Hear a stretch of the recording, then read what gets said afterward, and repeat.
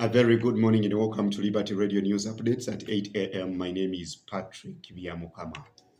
Now, the National Unity Platform (NUP) has rejected the presidential election results announced by the Electoral Commission, saying the declaration lacked a legal basis and violated the law. Speaking to the media on Wednesday, NUP Secretary General David Lewis Lubongoya said the party completely and totally rejects the results declared by the Electoral Commission chairperson, accusing the Commission of announcing figures without presenting the mandatory declaration of results (DR) forms. Lubongoya said the party's presidential candidate Robert Chagulanyi Sentamu, popularly known as Bobby Wine, is alive and well and will soon address the nation. NUP insists that the Electoral Commission failed to publish the DR forms and the tally sheets that form the legal basis for declaring presidential election results. Rubongoya said the Commission has so far not released the documents it relied on to announce the winner. He said NUP possesses a substantial number of DR forms collected from polling stations across the country, although not all, citing arrests of polling agents and alleged interference in several areas.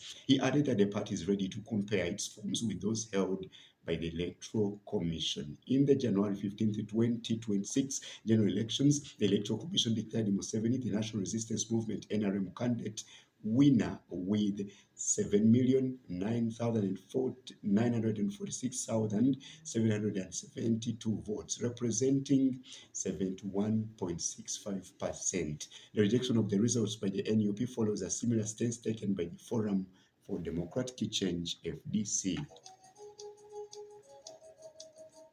Now, President Yoweri Kaguta Museveni has lined up to six witnesses who will defend his 2026 election victory in the Supreme Court. The Electoral Commission last month declared Museveni winner of the election with 71.65% of the vote, while his main opponent, National Unity Platform's NUP, Robert Chagulanyi Sentamu, also known as Bobby Wine, got 24% of the total votes. Museveni's election has since been challenged by Robert Kasivante, who was one of the contestants. According to their list of witnesses before the highest court in the land, Museveni has lined up the NRM Secretary General Richard Todwong, the NRM Director for Legal Services Enoch Barata, and 4 polling agents from Kawempe Mbogo Church of Uganda, Mbogo Primary School Playground, Loboa Car Parking, and Wandega Muslim Primary School polling stations. The 4 polling stations are some of those that the petitioner Kasivante claims were illegal. In his petition, Robert Kasivante contends that the 2026 presidential election was marred with several irregularities in the tallying,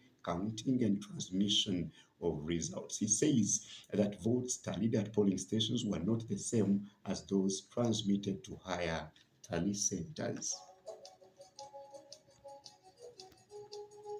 And many experiencing domestic violence are being urged to report their cases to police, with authorities dismissing the perception that only women are listened to or protected. Rachel Kawala, the spokesperson for Kampala Police Metropolitan, says there is a widespread belief among men that reporting abuse will lead to ridicule or dismissal.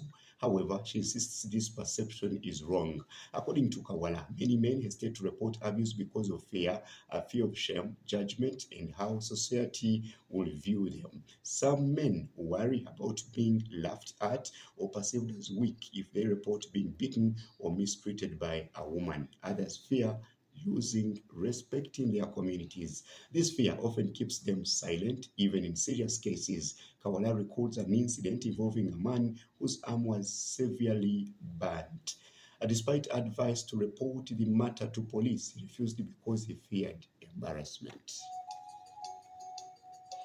And in our business news this morning, Movit Products Limited has reaffirmed its long-standing commitment to Ugandan families with the launch of its New Term, New You campaign, aimed at easing the financial pressure parents face as children return to school. Speaking to journalists on Wednesday, Mary Kobusinje, Corporate Affairs Manager at Movit Uganda, highlighted the company's deep roots in the communities it serves and its continued focus on supporting families beyond product manufacturing. Kobusinje noted that the back-to-school period often places significant strain on household budgets, especially after long holidays when families must stretch limited resources to cover multiple needs. She emphasizes that while school fees and uniforms are often prioritized, personal care products are equally essential to a child's well-being, confidence, and hygiene. And that's it from our news desk this morning. Thank you so much for your company. My name is Patrick, and stay right here.